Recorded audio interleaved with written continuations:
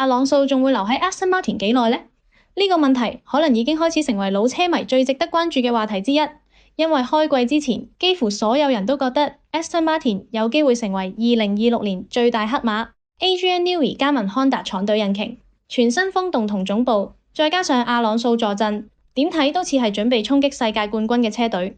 但現實完全相反，開季到而家 Aston Martin 唔單止追唔上平治、法拉利同麥拿倫，甚至連中游車隊都跟唔上。阿朗素更加多次公開承認架車存在引擎、能量部署、波箱同空力問題，成隊車幾乎由頭到尾都喺度捱。而最慘係阿朗素已經44歲，如果 Aston Martin 繼續原地踏步，佢究竟仲有幾多時間等落去？不過有趣嘅係，就喺外界開始討論阿朗素未來嘅同時，Aston Martin 內部似乎仲未打算放棄，相反佢哋將所有籌碼都壓咗落即將嚟緊嘅大型升級套件身上。今條片我哋就一齊分析Aston Martin 今次升級到底有幾重要？呢套升級係咪真係有能力改變成個賽季？如果失敗，阿朗素又會唔會成為2027車手市場最大變數？不過開始之前，如果你仲未 follow 我個 channel，記得 subscribe 啦。事不宜遲，即刻入正題。今次已經唔係普通升級，係一次真正嘅豪賭。好老實，Aston Martin 而家已經冇太多退路。如果升級成功，佢哋有機會由而家嘅車尾集團重新上返中游，甚至慢慢縮窄同前列車隊之間嘅差距。但如果失敗，問題就唔單止係今季成績差咁簡單，到時候外界質疑嘅一定唔單止係 AMR26，仲會伸延到成個 Newey Honda 計劃。對於一隊已經投資咗數以10億計資金，集齊頂級設施同技術人才嘅車隊嚟講，今次升級幾乎等同一次成敗關鍵。更加重要嘅係，今次升級並唔係一般一個新前翼或者新底板咁簡單。根據流出嘅消息，Aston Martin 今次準備推出嘅其實係接近 B-Spec 規模嘅大型更新，由空氣動力學概念到機械設定，甚至部分車身結構都有可能出現重大改動。換句話講，車隊並唔係想透過小修小補去追返幾個1/10秒，而係希望徹底改變 AMR26嘅競爭力。首先最受關注嘅部分就係底板。現代 F1 超過一半下壓力其實都來自地面效應，而底板正正就係整套地面效應系統最重要嘅核心。由季初到而家 ，AMR26 最大問題之一就係高速彎穩定性不足，好多時車手喺高速彎入面需要不停修正軚盤，車尾穩定性亦唔夠理想，結果導致輪胎溫度上升得太快，影響整體圈速表現。據報今次升級會重新設計 Venturi Tunnel 入口，同時修改地板邊緣結構，希望令氣流可以更加穩定咁流經車底。簡單嚟講，就係希望解決阿朗素一直提到嘅問題，令車手重新建立對賽車嘅信心。除咗底板之外，側箱同引擎蓋區域亦有機會出現大幅改動。由開季到而家，Aston Martin 喺散熱效率方面一直表現得唔算理想，尤其係高溫賽道更加明顯。而 Newey 過去喺 Red Bull 最成功嘅其中一個地方，就係能夠透過極度緊湊嘅車尾包裝，令氣流更有效率咁流向擴散器同尾翼區域。如果今次新設計真係跟隨 Newey 一貫思路，理論上可以同時提升散熱效率、後續下壓力同直路效率。對於目前高速彎表現疲弱嘅 AMR26嚟講，呢方面改善可能會帶嚟相當明顯嘅效果。另一個外界非常關注嘅部分就係懸掛系統。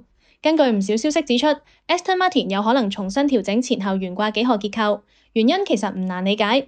AMR26目前最大問題之一就係輪胎工作窗口非常狹窄，好多時輪胎溫度只要高幾度或者低幾度，架車平衡就會完全唔同。而懸掛系統正正決定輪胎點樣接觸地面，同埋喺唔同負載狀態之下點樣維持抓地力。如果 Newey 真係喺懸掛落重手，目的其實唔係單純增加抓地力，而係希望令輪胎更加容易保持喺最佳工作範圍。當車手唔需要花大量精力照顧輪胎，自然就可以更專注比賽節奏同圈速表現。而 Honda 方面同樣都有大升級。Honda 而家最大問題係能量管理，而最明顯嘅弱點就係能量部署唔夠平順。好多時賽車喺直路中後段已經開始失去額外電力輸出，導致即使出彎速度唔差，最終都會喺直路俾對手慢慢追返上嚟。所以 Honda 今次升級重點並唔係單純追求更加多馬力，而係集中改善電池管理、能量回收效率同埋 deployment 策略。如果可以令能量釋放更加平滑，同時提升回收效率，實際帶來嘅圈速收益可能比增加10幾匹馬力更加重要。所以 Aston Martin 而家等緊嘅其實唔單止係一個升級，而係一部真正開始帶有 Newey 理念嘅 AMR26。由底板、側箱、懸掛到 Honda 動力單元同能量系統，幾乎所有核心部分都會重新檢視一次。呢個亦係點解車隊願意忍受半個賽季喺車尾位置掙扎，因為佢哋根本唔係追求快0.1秒或者0.2秒，而係希望一次過追返晒。問題只係當所有籌碼都壓喺同一張牌上面，風險自然亦會變得非常大。如果今次升級成功，Aston Martin 有機會重新建立外界信心，甚至影響阿朗素未來幾年嘅決定。但如果失敗，受到影響嘅可能已經唔止係2026賽季，而係成個 Aston Martin 未來幾年嘅冠軍計劃。到時候大家討論嘅就唔再係佢哋幾時可以爭冠軍，而係究竟要用幾多年時間先可以重新上返競爭行列。加埋最近又傳出阿朗素有機會重返 Alpine， 單從表面睇呢個傳聞似乎有啲奇怪。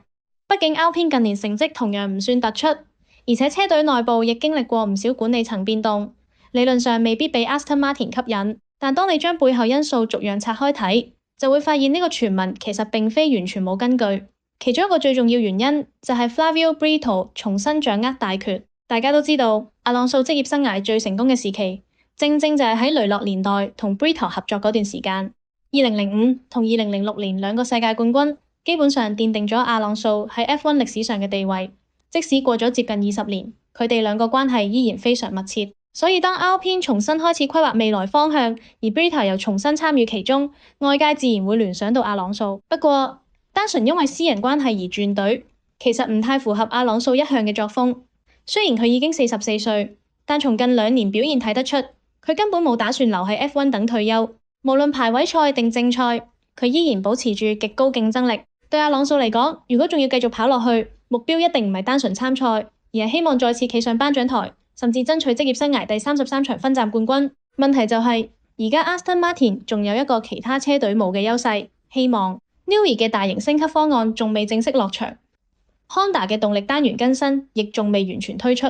換句話講，Aston Martin 雖然目前成績令人失望，但至少仲有翻身空間。反觀 Alpine， 就算目前成績可能稍為穩定，但上限到底去到邊，其實冇人知。所以好多人都認為阿朗素最大可能唔係即刻決定離隊，而係等埋今次大型升級之後再作判斷。如果升級成功，證明 Newey 方向正確， Aston Martin 重新回到競爭行列，阿朗素自然有更大機會選擇留低。畢竟佢已經陪住車隊走過最困難時期，而車隊亦一直將佢視為成個計劃核心人物。但如果升級最終效果未如理想，甚至完全解決唔到問題，到時阿朗素會唔會開始認真考慮其他選擇，就真係值得留意。除咗阿朗素之外，另一個開始同 Aston Martin 扯上關係嘅人就係 George Russell。如果將時間放到2027年，你會發現 F1 車手市場有可能出現一次大地震，而震央好可能就係 Max Verstappen。如果 Red Bull 持續陷入低潮，而平治繼續保持競爭力， Max 加盟平治嘅傳聞只會越嚟越多。一旦呢件事真係發生，平治勢必須要作出選擇。而目前車隊最難處理嘅問題就係 Kimi Antonelli 同 George Russell 之間嘅抉擇。Kimi 被視為平治未來10年計劃核心，車隊已經投放大量資源培養佢。而如果佢繼續保持目前進步速度，平治更加冇理由放棄自己一手培養出嚟嘅超級新星。咁樣壓力自然就落到 George 身上。最殘酷嘅地方係 George 其實冇做錯任何事，佢一直穩定交出成績，甚至可以話係平治最可靠嘅車手之一。但當市場上出現 Max Verstappen 呢種級數車手，所有原本規劃都有可能被推翻。而 Aston Martin 對 George 嚟講，其實有唔少吸引力。首先佢係英國車手，而 Aston Martin 本身就係英國車隊。其次 George 正值職業生涯黃金期，年紀、經驗同速度都處於最理想階段。如果 Aston Martin 大型升級成功，再加上 Newey 同 Honda 項目開始有料嚟，車隊亦需要一位可以帶領下一個時代嘅核心車手。到時如果阿朗素選擇退休或者轉向管理層角色， George 幾乎會成為市場上最理想嘅人選之一。更加值得留意嘅係 Aston Martin 而家最缺乏嘅其實唔係資源，而係時間。如果 Newey 計劃最終成功，車隊好可能喺2027至2028年間開始進入真正爭冠軍嘅時期。到時無論阿朗素仲玩唔玩，車隊都需要一位能夠長期建隊嘅核心人物。而從目前車手市場睇， George 無論年齡、能力定發展潛力都非常符合呢個條件。所以 Aston Martin 今次大型升級影響嘅其實唔單止係今季成績，佢甚至有可能直接決定阿朗素未來去向，以及2027年之後車隊嘅成個車手陣容。如果升級成功，阿朗素可能繼續留隊，而 George 傳聞亦未必會成真。但如果升級失敗，車隊未來2年嘅車手市場操作，好可能會變成成個 F1 最值得關注嘅故事之一。講到底，而家 Aston Martin 最重要嘅其實已經唔係2026賽季剩低落嚟嗰幾場比賽，而係2027年甚至之後幾年嘅未來。因為2026開局失敗已經係事實，無論車隊而家幾努力，都冇辦法改變之前失去嘅積分同時間。